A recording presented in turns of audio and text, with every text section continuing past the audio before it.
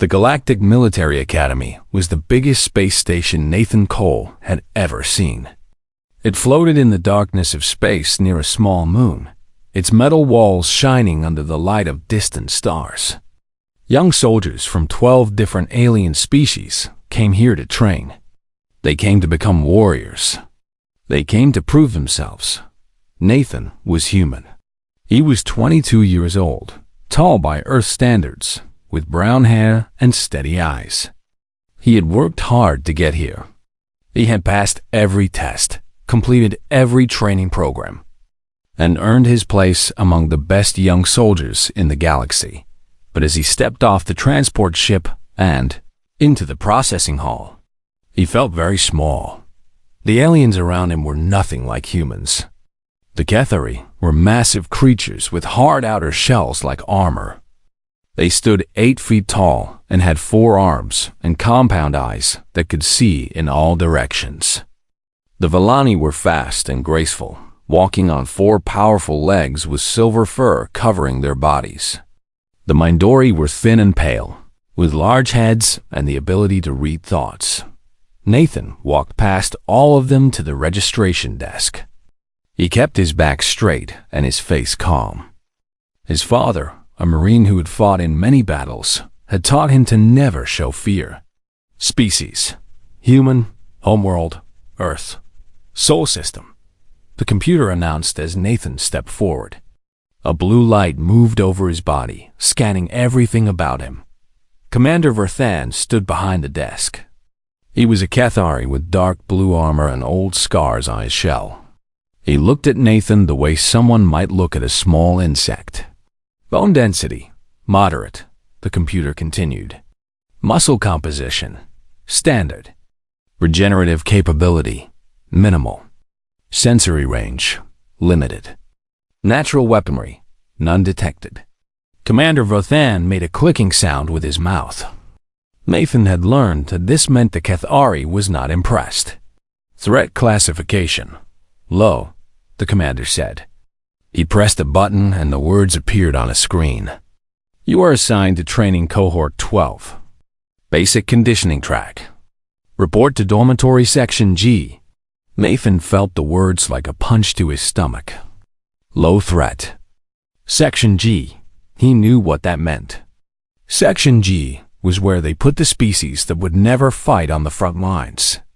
The technicians. The medics. The ones considered too weak for real combat. Understood, Commander, Nathan said. He gave a sharp salute and walked away. The hallway to Section G was long and empty. Nathan passed by Section A, where the elite combat cadets trained. A group of young Cathari stood outside, talking loudly. They stopped when they saw him. Is that one of the new species? One asked. The ones from the high-gravity world? Another Cathari laughed. It was an ugly sound. High gravity? Earth is barely 1.0 standard. My grandmother's garden has stronger pull than their homeworld. Nathan kept walking. He did not look at them. He did not say anything. But inside, he remembered what his father had told him before he left Earth. They will underestimate you, his father had said. Let them. An enemy who underestimates you is an enemy who is already half beaten. Nathan found his room in Section G. It was small and simple, with 2 beds and a window that looked out into space. His roommate was already there. She was a Vellani named Kiraset. She was smaller than most of her species, with silver fur and large, intelligent eyes. She was training to be a field medic because she was considered too small for combat. You are the human, she said when he entered. It was not a question. Yes, Nathan said.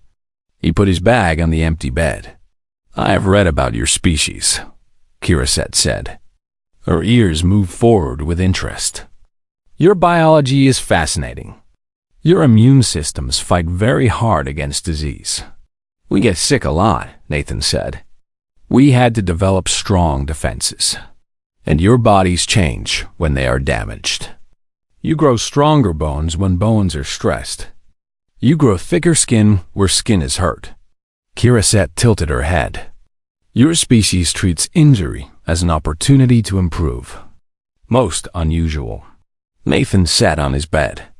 It was too soft, like all off-world furniture. Back home, we have a saying. What does not kill you makes you stronger. Kirasette thought about this. That is either very wise or very foolish. I have not decided which. Most human wisdom is both, Nathan admitted. The next morning, training cohort 12 began basic conditioning. The exercises were designed to test fitness across many different species. Nathan found himself running alongside creatures with 2 legs, 4 legs, 6 legs, and one creature that had no legs at all but rolled very fast. He was not the fastest. He was not the strongest. He was not the most agile. But when the others started to get tired, Nathan was still going. Interesting, said Instructor Pell, a scarred Mindori who ran the training. She watched Nathan carefully as the first distance session ended. The human is still moving. We are built for endurance, Nathan said between breaths. Our ancestors hunted by following prey until it collapsed from exhaustion. We call it persistence predation. Instructor Pell reached out with her mind, gently touching Nathan's thoughts. He did not resist. He had nothing to hide. You are not even close to your limit, she said, surprise in her voice. Your body is tired, yes, but your mind has not even considered stopping. No, instructor, why not? Nathan wiped sweat from his face. Because pain is temporary. Because discomfort is just information. Because the only failure that matters is the failure to try. Instructor Pell was quiet for a long moment. Then she spoke softly. Humanity may be more interesting than your threat assessment suggests, Cadet Cole. That night, Nathan lay in his bed and looked at the ceiling. The words still burned in his mind. Low threat. He thought about the Kethari who had laughed at him. He thought about Commander Verthan and his dismissive clicks. They measured his bones and his muscles. They counted his teeth and tested his reflexes. They looked at everything they could see and decided he was not dangerous, but they had not measured the thing that mattered most. They had not measured his will. Nathan closed his eyes and made a silent promise to himself. He would show them. He would show all of them. Not with anger, not with pride, but with something humans had carried since the beginning of their history. The absolute refusal to quit. He did not know how yet. He did not know when. But he knew, with certainty that went deeper than bone, that his story at this academy was only beginning, and the galaxy would learn what humans were truly made of. 3 months passed at the academy. Nathan trained every day. He woke before the others and went to sleep after them. He pushed his body harder than anyone expected. His combat scores were not impressive. In sparring matches, he lost more than he won. The Kethari were too strong. Their armored fists hit like hammers. The Vellani were too fast. They moved before Nathan could react. The Mindori could read his thoughts and knew what he would do before he did it. But Nathan noticed something. Every week, his numbers got a little better. Every session, he lasted a little longer. He studied his opponents. He learned their patterns. He found their weaknesses, and he never, ever quit. You lost to trainee Verkith 6 times, Kirasette said one evening. She was putting medicine on a bruise on his arm. Why do you keep asking to fight him? Verkith was a young Kethari, the nephew of Commander Verthan. He was one of the strongest cadets in the academy. Because I am getting closer, Nathan said. The first time, he beat me in 4 seconds. The last time, it took him 31 seconds. That is still a loss. That is still progress. Kirasette made a sound of confusion. Her ears flattened against her head. Your species has a very strange relationship with defeat. Nathan smiled.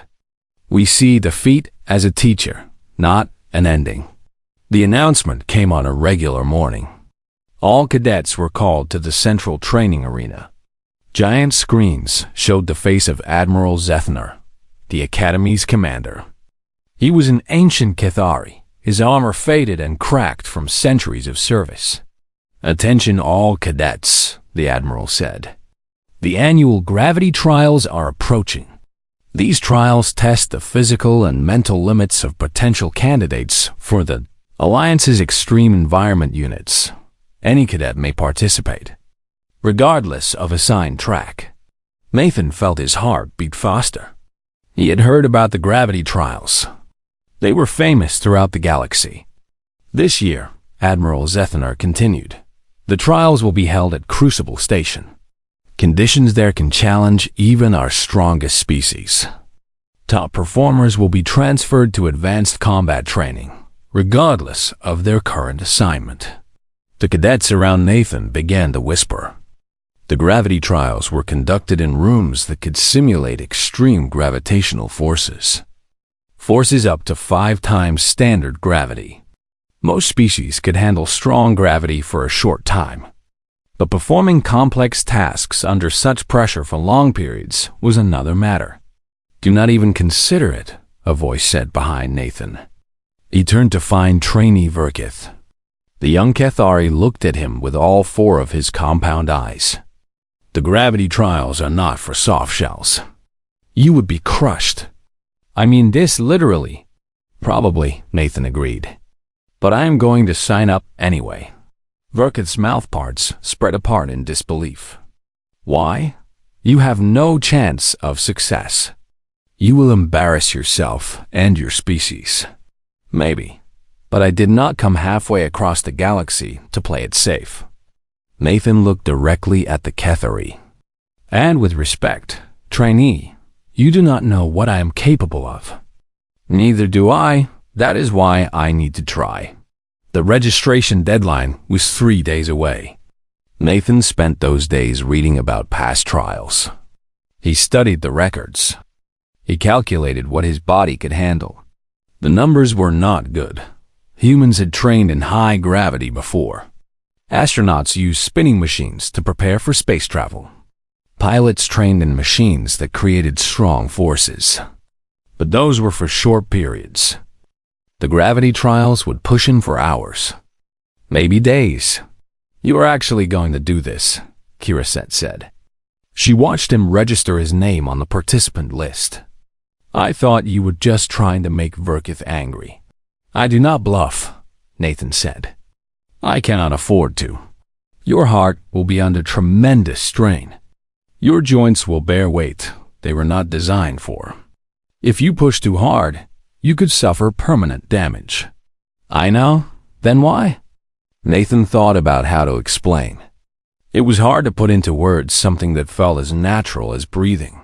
"Humans have spent our entire history being told what we could not do," he said. "We could not fly. We could not survive in space. We could not reach other stars.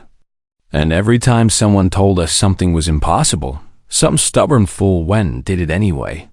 He pressed his thumb to the screen, confirming his registration. "Maybe I am that fool. Maybe I will fail badly and prove everyone right about humans. But I would rather fail trying than succeed at never trying at all." Kiraset was quiet for a moment. Then, slowly her ears rotated forward. Among the Villani, this meant respect. "I will be there," she said, "as medical support. If you are determined to break yourself, you should have a friend nearby to put you back together." Nathan smiled. "Thank you, Kiraset. Do not thank me yet. You may curse me when I have to tell you that your bones are broken." The next 2 days passed quickly. Nathan trained differently now. He wore weighted vests during his exercises. He practiced moving slowly and carefully, conserving energy. He learned to control his breathing in ways that would help his body cope with stress. Other cadets noticed what he was doing. Most of them laughed. A few showed curiosity. One Mindori approached him after a training session. "I have scanned your mind," she said. Her name was Sarah Lynn. I cannot understand why you are doing this. You know the odds against you. You know the pain you will face. Yet your determination does not waver. Would you like to know why? Nathan asked. Very much. It is because humans do not measure ourselves against the odds. We measure ourselves against what we believe we can become. The odds say I will fail, but I believe I can do more than the odds say. And I would rather die proving myself wrong than live knowing I never tried. Sarah Lynn studied him with her large, pale eyes. Your species is very strange, Cadet Cole. I know. But perhaps, she said slowly, strange is not the same as weak. On the morning of departure, Nathan stood at the transport dock with his small bag. Kirasette was beside him, carrying her medical equipment.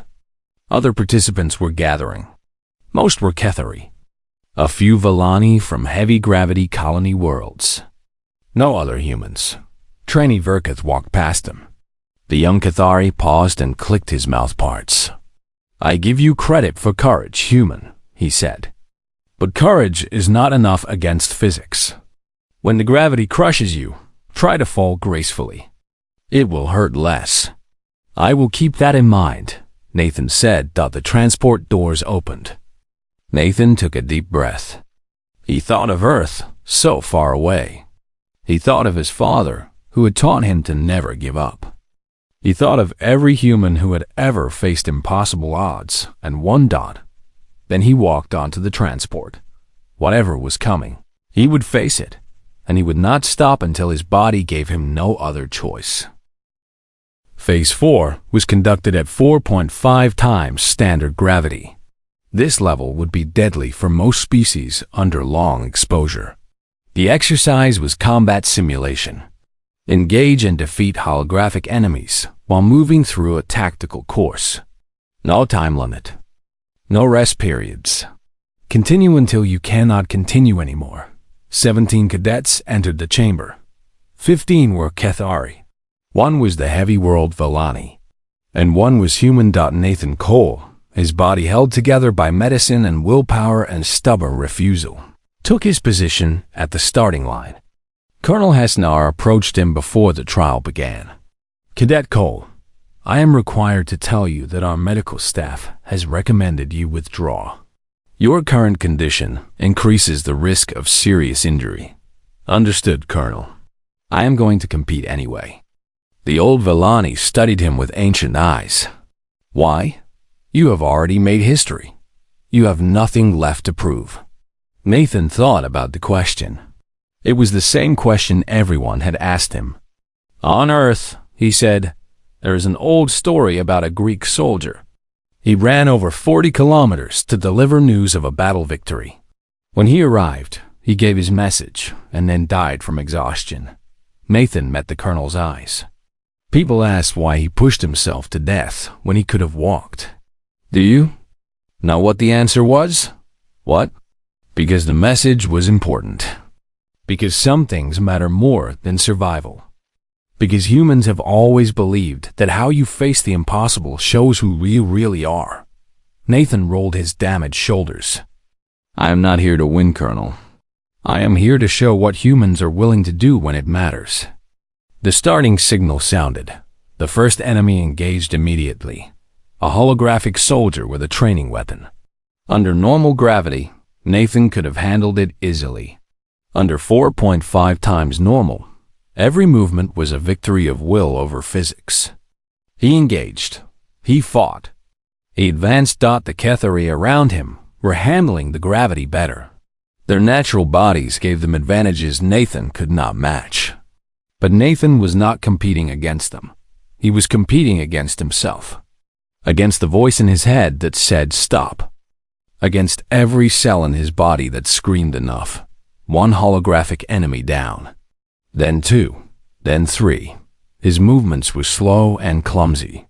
Any observer would have seen a struggling creature barely able to function. But Nathan was not looking for grace. He was looking for one more step, one more strike, one more moment of defiance against the crushing weight. The course twisted ahead of him. Obstacles and enemies designed to break the strongest warriors in the galaxy. Nathan faced each one, drawing on strength he did not know he had, finding power in places that science said did not exist. One by one, other cadets began to fall. Akether's legs gave out, his shell cracking under the pressure. Another collapsed from heart problems, his organs unable to keep working. The heavy world. Thalani went down hard, her adaptation not enough for this level of gravity. Nathan kept going. He was not aware when it happened. The moment when his struggle stopped being about competition. The observation deck had fallen silent. The medical teams were standing ready, but held back by something they were watching. Something none of them had expected. The human was still fighting, not winning, not dominating, but refusing, completely refusing, to stop. His arms, damaged beyond what should have been usable, still swung his weapon. His legs, shaking with exhaustion, still carried him forward. His heart, beating at a rate that should have been dangerous, still pumped blood to muscles that demanded it. And in the observation deck, creatures from 12 different species watched with growing amazement. "What is he doing?" Commander Verthan asked. His voice was barely a whisper. "How is he still moving?" Instructor Pell, the Mindori, had tears on her face. Her mental senses were fully open to the scene below. "He's not doing anything special," she said. "He is simply refusing to stop. His mind, his will, it is not accepting what his body is telling him.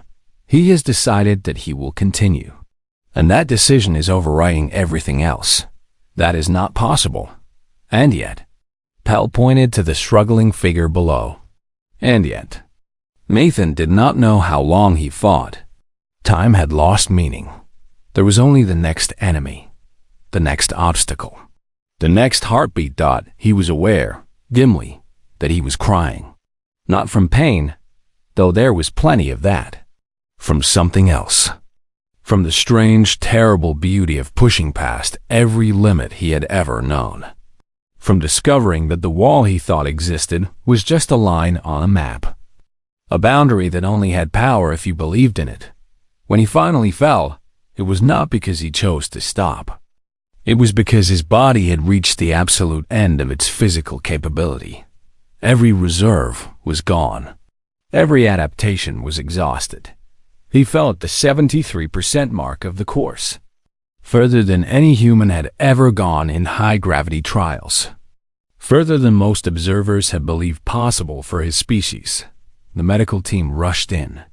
Kiraset led them, her silver fur messy with stress. Scanners moved over his body. Treatments began, but in the observation deck, in the corridors of Crucible Station, in the records that would be sent across the Alliance, something had changed.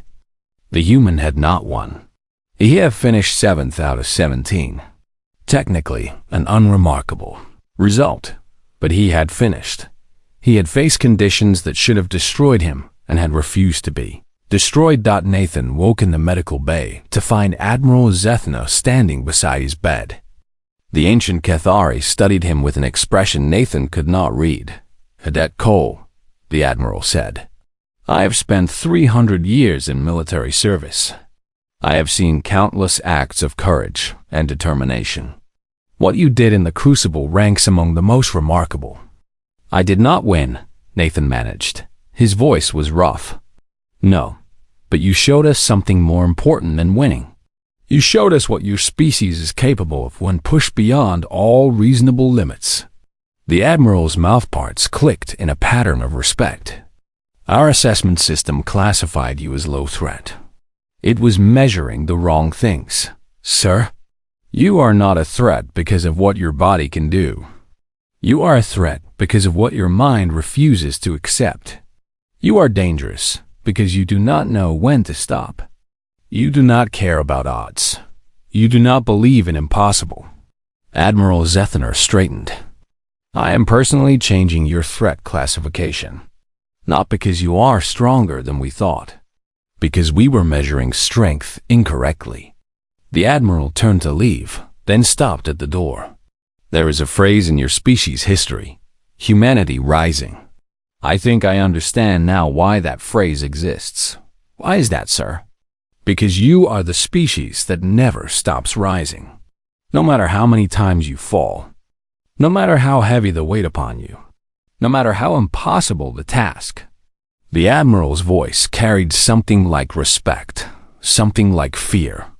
And that, Cadet Cole, makes you more dangerous than any claw or armor could ever be. After the Admiral left, Cadet appeared at Nathan's side. Her fur was still damp from the hours of treatment. Your assessment has been changed, she said. Do you know what the new classification is? Nathan shook his head. Threat classification. Undefined. They had to create a new category because nothing in their system could describe what you did. Caret's ears rotated forward. You broke their expectations so completely that they can no longer predict what you are capable of. Nathan laughed, wincing as the motion hurt. So I went from low threat to we have no idea. From an underestimated species to an unknown quantity. In military terms, that is far more concerning to potential enemies. Cadet tilted her head. You have changed how the Alliance thinks about humans, Nathan. One stubborn, unreasonable, impossible human at a time. Nathan closed his eyes. Exhaustion was finally claiming him. But as he drifted into sleep, a smile played at the corners of his mouth. Low threat. Not. Anymore. Not ever again. The galaxy had learned something important that day. Humans were not the strongest. They were not the fastest. They were not the most naturally gifted. But they were the ones who refused to quit. And that made all the difference. The transport ship took 6 hours to reach Crucible Station. Nathan spent most of that time in silence. He sat with his eyes closed, breathing slowly and deeply. He was preparing his mind for what was coming. Around him, other cadets prepared in their own ways. The Cathari polished their armor until it shone. The Villani stretched their long legs, muscles moving under their fur. The Mindori sat perfectly still. Their thoughts turned inward.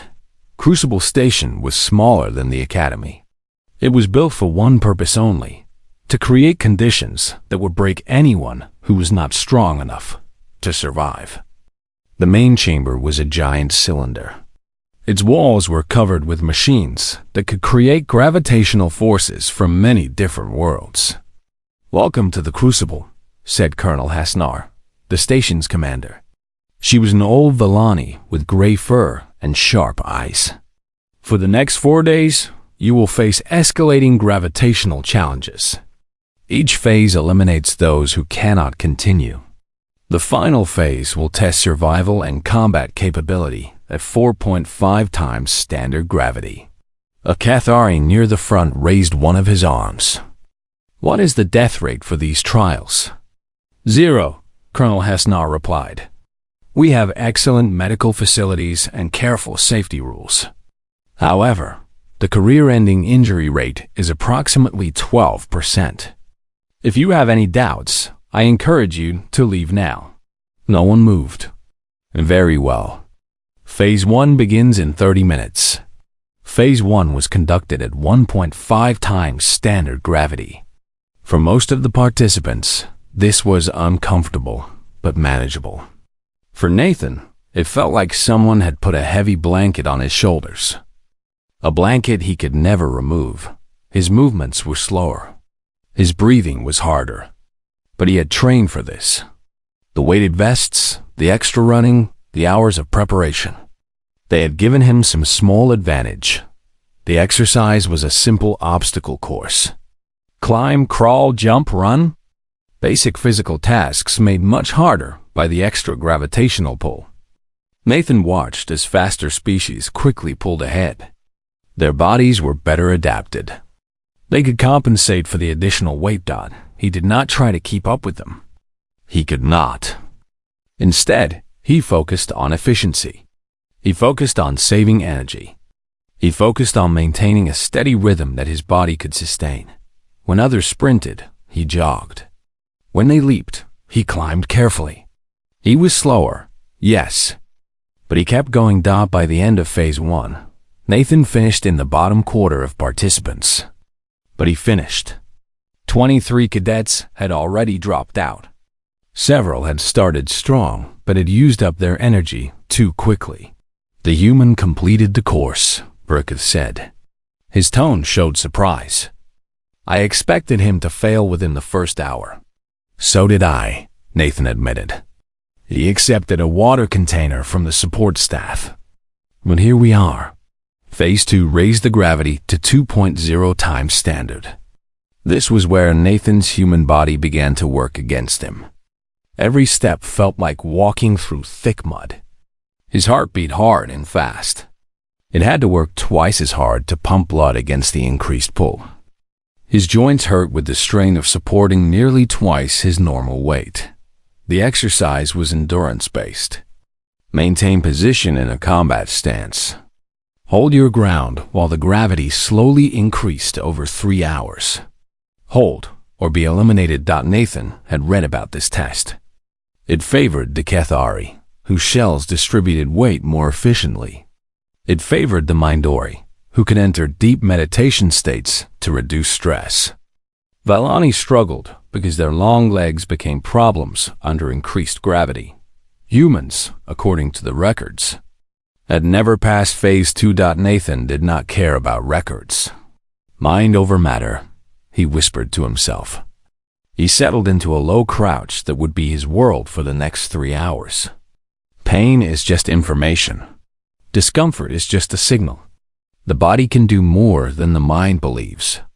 The first hour was hard, but manageable. The second hour was agony. By the third hour, Nathan's legs were shaking badly. Sweat poured down his face. Every muscle in his body screamed for release, but he did not move. He did not quit. Around him, cadets collapsed one by one. Avalani fell to her knees, then to her side. She could not maintain position. Akathari's legs bent wrong. His shell could no longer handle the crushing force. Even a Mindori, her concentration finally broken, fell to the floor. Nathan's vision was getting dark at the edges. His breath came in short, desperate gasps. Every instinct told him to stop, to fall, to give his tortured body the rest it demanded. He thought of his father. He thought of all the humans who had pushed past their limits throughout history. The first astronauts who had tied themselves to barely controlled rockets. The explorers who had crossed oceans in wooden ships. The climbers who had reached the tops of mountains that everyone said were impossible. The timer reached 0. Nathan remained, standing, barely. His legs were locked in position through pure force of will. His body wanted to collapse. His mind would not let it. Medical team to the human, someone called. Then Kiraset was there, her silver fur filling his vision, her gentle hands guiding him to a resting position. You are insane, she said. Her voice carried both admiration and worry. Your heart rate peaked at 195. Your blood pressure was dangerous for the last 40 minutes. By all reasonable measures, you should have collapsed. Reasonable, Nathan managed. His voice was rough and broken. When has reasonable ever been a human thing? The medical team worked on him for hours. They gave him fluids. They treated his strained muscles. They monitored his heart. By the time they finished, Nathan was exhausted but stable. Kiraset sat beside him in the medical bay. Her ears were flat against her head with worry. Phase 3 is tomorrow, she said. At 3.0 times standard gravity. You should not participate. I know, Nathan said. Your body cannot handle it. Probably not. Then why continue? Nathan looked at her with tired eyes. Because I have not found my limit yet. And I need to know where it is. Kiraset made a frustrated sound. You might find your limit is death. Then at least I will die knowing. She stared at him for a long time. Then she shook her head slowly. Humans are the strangest species I have ever met, she said. I know, Nathan replied. And despite his exhaustion, Despite his pain, he smiled. Tomorrow would be harder. Tomorrow might break him completely. But that was tomorrow's problem. Tonight, he had done something no human had ever done before. He had passed Phase 2 of the gravity trials, and the galaxy was starting to pay attention. Phase 3 separated the good from the exceptional. At 3.0 times standard gravity, even the strongest participants struggled. The exercise was simple but brutal. Climb a vertical wall. Ring the bell at the top. Descend safely. The wall was 50 meters tall. Under normal gravity, Nathan could have climbed it without too much trouble. Under triple gravity, it felt like climbing while carrying 2 extra copies of himself on his back. His arms, already tired from the previous day, burned with pain from the first handhold. He watched as the Cathari ahead of him powered their way up. Their multiple limbs and great strength allowed them to make steady progress. But even they slowed as they climbed. The weight pressed down on everyone. Nathan began to climb. The first 10 meters were painful. The second 10 meters were torture. By the 30-meter mark, Nathan was operating on something beyond physical ability. His muscles had stopped working properly long ago. His joints felt like they were filled with broken glass. Every breath was a fight, but he kept climbing. "The human is still going," someone said from the observation deck. Nathan could not tell who. He could not focus on anything but the next handhold. The next small upward movement. The next centimeter of progress. 40 meters. His fingers were bleeding. The rough surface of the wall had torn his skin. His grip was failing. His strength was fading. His body was shutting down. 40-5 meters. He could see the bell now. A simple metal sphere on a bracket. It looked close enough to touch. But those last 5 meters felt like 5 kilometers. A Cathari beside him suddenly lost his grip. His arms, pushed beyond their limit, simply stopped working. He fell. The safety systems caught him before he hit the ground. But he was out of the competition. Nathan kept climbing. "Come on," he whispered. Or maybe he screamed. He could not tell anymore. "Come on, come on, come on." 48 meters. His right arm gave out completely. It dropped to his side like a dead thing. He hung from his left hand. His feet scraped for a hold. The bell was right there. So close. So far, 40-9 meters. Using his legs, his teeth, his complete refusal to accept defeat, Nathan pulled himself up the final stretch. 50 meters. His left hand, the only limb still responding, reached out and touched the bell. It rang. The sound echoed through the chamber. A clear, bright tone that seemed impossibly loud after the silent struggle. Nathan hung there for a moment. He was unable to do anything else. The bell was still vibrating from his touch. Then the safety systems caught him as his grip finally failed. They lowered him gently to the floor where the medical team was waiting. 17 participants remain for Phase 4, Colonel Hessnar announced as they carried Nathan away, including, for the first time in the history of these trials, a human. Cadet was already preparing treatments when they brought him into the medical bay. Her scanner moved over his body. "Both arms have significant muscle damage," she reported. "Multiple small fractures in your fingers. Moderate damage to your shoulder joints. Your heart is recovering, but slowly." She looked at him with those large, intelligent eyes. "You should quit. Phase 4 will likely cause permanent damage." "What is the recovery time?" Nathan asked. "For the minor injuries, a few hours with accelerated healing. For the major damage, days. You will not be at full strength for at least a week. I have 12 hours before Phase 4. Do what you can." Caret's ears flattened against her head. "Nathan, this is not reasonable. You have already proven something remarkable. No one will think less of you if you stop now." "I know," Nathan said. But I did not come here to prove something to anyone else. I came here to find out what I am made of. And I do not know that yet. She stared at him for a long moment. He could see the conflict in her eyes. Her duty as a medic told her to stop him. Her respect for his choice told her to help him. Finally, slowly, she began preparing the intensive treatments. I want it on record that I advised against this. She sighed, noted. And I want it on record that you are the most stubborn creature I have ever met. Also, noted. The next 12 hours were a blur of treatment and rest. The medical technology of the Alliance was advanced beyond anything on Earth. Machines that accelerated healing. Drugs that reduced inflammation. Treatments that helped his body repair itself faster than nature intended, thought it was not enough. Nathan knew that. His body was still damaged. His arms were weak. His fingers were wrapped in healing bandages. Every movement reminded him of the price he had paid, but he was still going.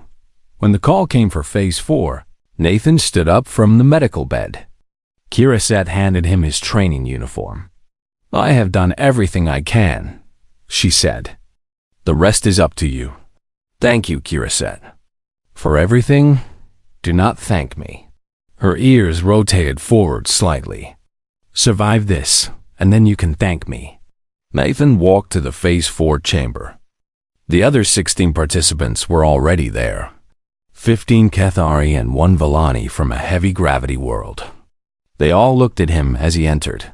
Verkith stepped forward.